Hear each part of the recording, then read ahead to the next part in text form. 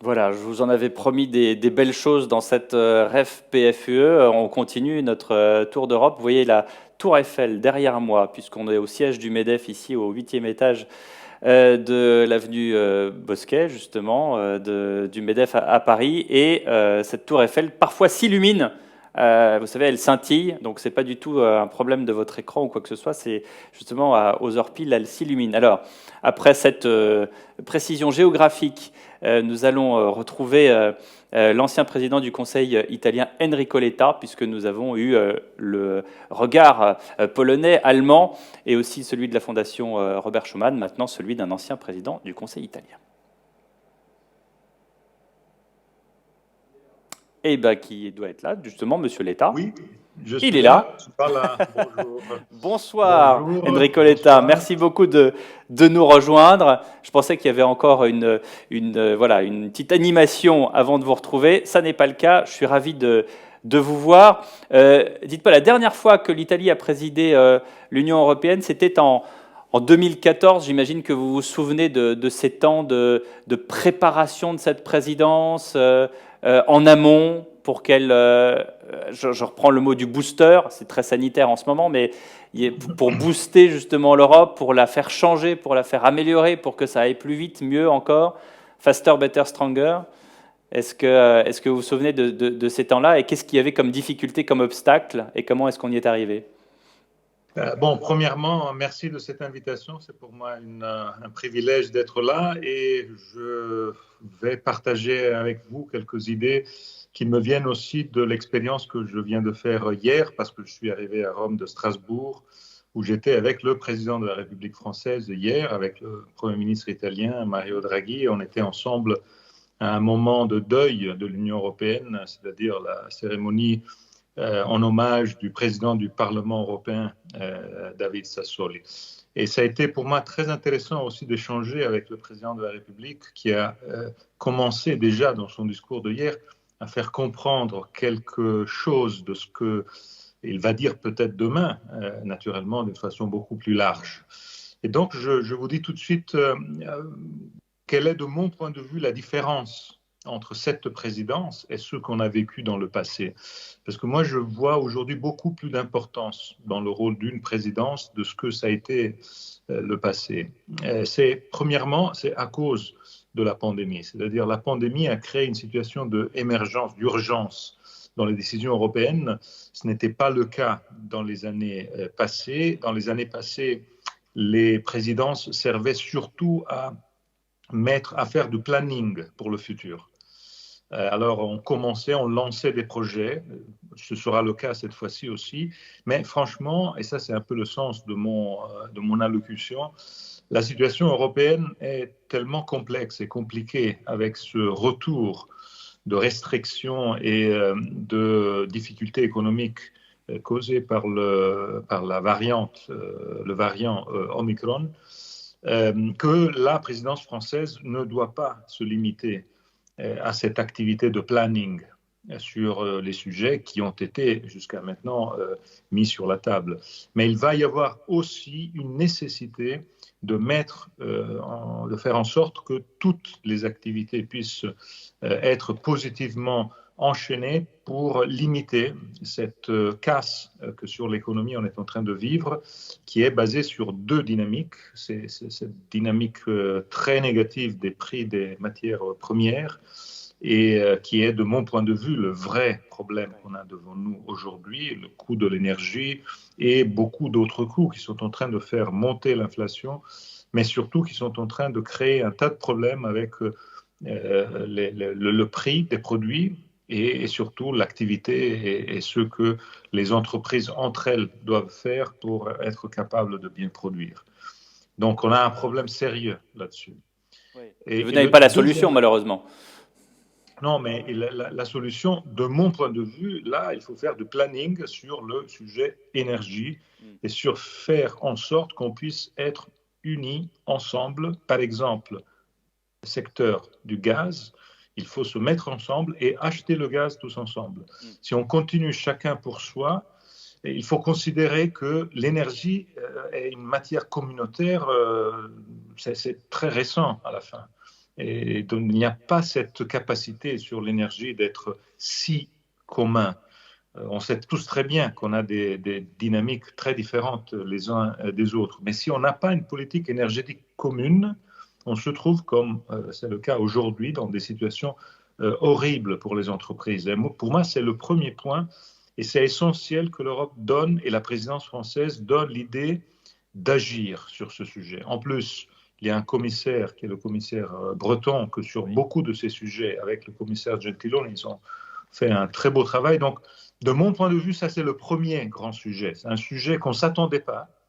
C'est une nouveauté à la fin.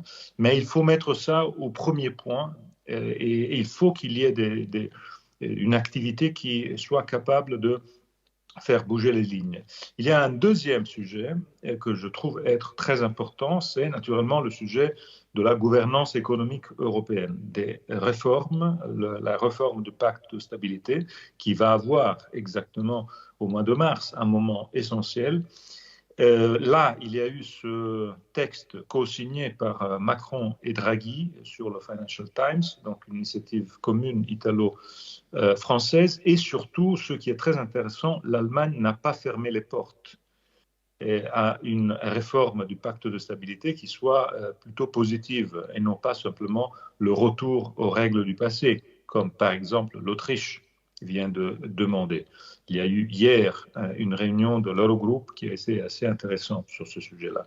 Donc, le deuxième grand sujet, les réformes de la gouvernance avec la réforme du pacte de stabilité. Bruno Le Maire va jouer un rôle très important au sein de l'Eurogroupe et de l'ECOFIN. Et à côté de ça, il y a l'autre sujet sur lequel j'espère que la présidence française, avec la crédibilité du président Macron et de la France, peut faire bouger les lignes, avancer les lignes. Et c'est la question clé, de mon point de vue, c'est quel avenir pour Next Generation EU? C'est-à-dire quel avenir pour ce plan d'investissement et de endettement commun que l'Europe a créé pendant la pandémie et qui a donné de l'argent très important à l'Italie, à l'Espagne et aussi à la France, que nos pays sont en train d'utiliser. Mais cette initiative a deux limites. Et il faut dépasser ces deux limites. La première limite, c'est une initiative qui va se terminer, qui dure 6 ans et en 2026 va se terminer. Alors, il faut comprendre quelles sont les dynamiques avec lesquelles cette initiative peut devenir structurelle. On ne peut pas imaginer de revenir au budget d'avant de l'Europe. Ce serait impossible de gérer tout ça. Donc, ça, c'est le premier point. Le deuxième point, cette initiative est très domestique. Il s'agit de plans nationaux qui ne dialoguent pas entre eux. Alors, si on veut suivre un des éléments fondamentaux de la présidence française, puissance. Puissance, ça veut dire travailler ensemble, faire en sorte que sur les grands enjeux de compétitivité, les grands enjeux industriels, les grands enjeux de la lutte contre le fait que les GAFAM ne paient pas d'impôts, n'ont pas de règles et tout ça, eh bien, il faut être ensemble. Mais pour faire ça, il faut commencer par les plans de relance. Moi, je vois que ce plan de relance sur lequel chaque pays travaille, eh bien, chaque pays travaille en domestique. Il n'y a pas de communication entre pays et surtout, il n'y a pas de projet commun. Donc, la deuxième évolution de ce plan de relance doit être vers de l'investissement commun, transfrontalier. Non seulement l'Italie qui fait ses choses, la France qui fait ses investissements, l'Espagne qui fait les siens, l'Allemagne qui fait les siens. Donc, ça, c'est l'autre grand élément. Et je termine, parce que je crois avoir déjà utilisé mon temps, avec le point final que je voulais toucher et que je sais être dans les cordes du président de la République française et de la présidence française. Il en a parlé hier après-midi à Strasbourg, et je suis sûr qu'il en parlera demain. C'est la question du futur institutionnel de l'Europe, du futur démocratique de l'Europe. Macron avait lancé une idée qui a été reprise et devenue aujourd'hui réalité, la conférence sur l'avenir de l'Europe. Cette conférence est en train de développer sa capacité de faire participer les citoyens et de faire élaborer des nouveautés intéressantes sur la démocratie en Europe. Je pense qu'il y a des sujets clés. Un des sujets clés, c'est le fait qu'il faut limiter les droits de veto au niveau européen. On a vécu pendant les derniers mois, si je pense au fait que les sanctions contre la Biélorussie ont été bloquées pour des mois à cause du veto de Chypre, qui avait mis le veto sur les sanctions européennes sur la Biélorussie, et pour des raisons qui n'avaient rien à voir avec la Biélorussie. Et j'imagine ce que Poutine pouvait penser de la force de l'Europe quand il voyait que Chypre bloquait les sanctions vers la Biélorussie. Donc, il y a un sujet, il faut limiter les vétos, donc les votes à l'unanimité, il faut les limiter, et il faut faire démarrer, et je m'arrête là-dessus, l'Europe de la santé, qui est l'autre grand sujet. C'est-à-dire l'Europe n'a pas de compétences communautaires en matière de santé.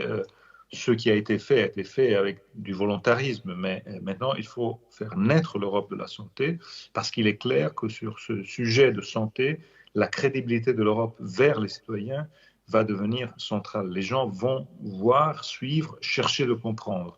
Donc voilà, ça c'est...